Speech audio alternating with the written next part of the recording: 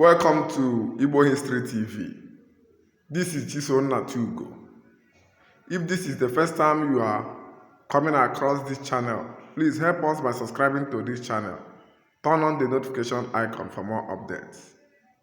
This video I'm about to play now, or this video you are seeing now, is about a young man from Anambra State.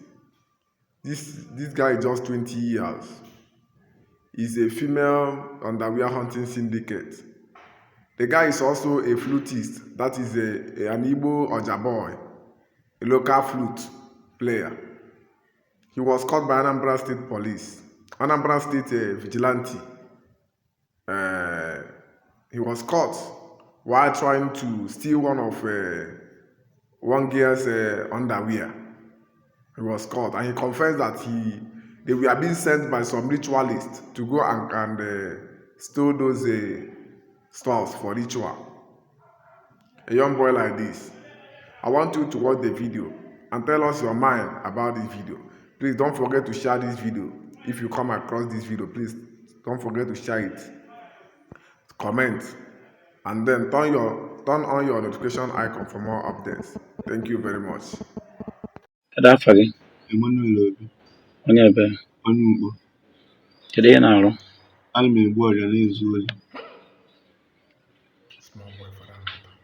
Ị na-egbu ọja na-ezu ori? How many years ka ị dị? 20 years. Kedu ebe ndị izugasịgo ori? Ezugo m ori n'Aba, zuo n'Ugbo, zuo n'Aba Aba. Magọ mana ị na-ezu ori? Pagọ mana ị na-ezu ori? Ebe eji ori fon a na-ele fonu, kedu ndị ji ori dị ya? Anụ Onye ka unu dị? Ebua. Gị na onye? Mụ na Chiedu. Onye ebe? Onye Aba. Kedu ndị gị na ha na-eme biznes pant? Ọ mụ na Chisom. Onye ebe? Onye Aba. Ka unu si eme ya? Onye sụcha akwa, onye sụcha pant gbasara anyị golie. Pant ụmụ agbọghọ? Ego ole ka unu na-ere ya? 4,000. Kedu onye unu na-eresi? Onye dibia. Ego ahụ unu na-eleta gịnị ka unu ji eme? Anyị ji ya lie ife ala ọtụ. Ihe na-agwa ya kwa eziokwu? Onwe ime gị fọsụ na ihe na-ekwu? Mba. So ihe na-ekwu bụ eziokwu? Ị dị sure? Ọ na-achọpụta na asị ka ị na-asịla gịnị ka ihe eme gị? Segbuo m. Okay. Ebe a na-ele fonu, ka unu si ji ochi dị ya? Anyị bịara akwamozu ebe a wee mee ka anyị na-egbu ọja wee mọnịtọ ebe a wee werezie ebe anyị waa n'abalị wee bezie dị ya. Ma mee gịnị? Wee werezie akwụ ibu nkwụ wee bata agada wee baa.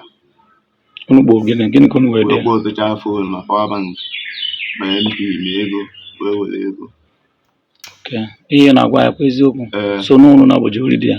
Gị na onye? Mụ na Chiedu. Gị na Chiedu. For how long ka izugoro ori na? Oligo nne. Ọ bụ gị ibu? Izuru ori. Kedu ndị jide gị? Ndị special squad iftedu. Otu esi wee jide gị ka ọ dị gị? Ọ dị mma. Ka o si dị mma? Ka o si wee dị mma ka m wee kwụsị ori. I wee kwụsị ori? So ihe na-agwa ya eziokwu? Isi na izugo ori na-ebe? N'Aba. Zuo n'Ugbo, zuo n'Aba Aba. Okay. Ori na-ezu ọ dị mma? Mba. Kedu advice ị nwere ike inye ndị na-ezu ori? Advice m nwere ike inye ebe ahụ ka kwụsị ori na ori adịrọ mma. Kedu advice ị nwere ike inye ndị na-agbasa pantị ha n'ezi? Advice m nwere ike inye ndị na-agbasa pantị bụ agbasaziri ya.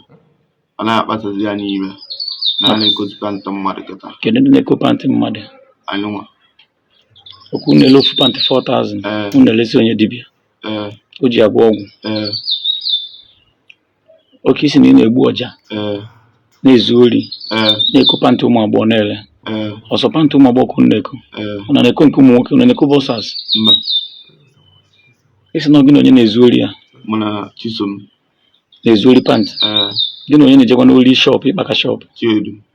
Sọsọ ebe a na-ele fonu ka unu na-akpaka? Okay. So ihe gwara iwe eziokwu? Nwa asị dị n'ime ya? Anyị chọpụta na asị dị gịnị ka ị chọrọ ime? So ihe na-emekọta original confession ka ime akwa gị ji aka isi na ịchọrọ confess ka ị gwa ya eziokwu?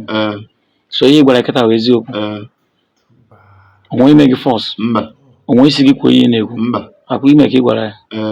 So isi na gịnị ka ị na-eme? Oli ka ana m egbu ọja na-ezu oli. Na-emekwa gịnị? Na-achịkwa pantị Pantị ndị ụmụ nwaanyị. nke eyi ga-eyikọ n'ugwu a. Nke eyi ga-eyi. Okay. Ileta ego a, gịnị ka iji dị mọnụ eme? Anyị were anyị rie efe were ele ọtụ. Okay. Isi na ịdị how many years? 20 years. Iwu onye ebe? Onye Ugbo. Gị na ndị ebe na-ezu ori ya? Mụ na ndị Aba. Ndị Aba mmadụ one? Ịbụa. Kedu afọ ha? Chisom Mutishiedu. Okay. So ihe na-agwa iwu eziokwu? Asị adịghị na ya? Mba.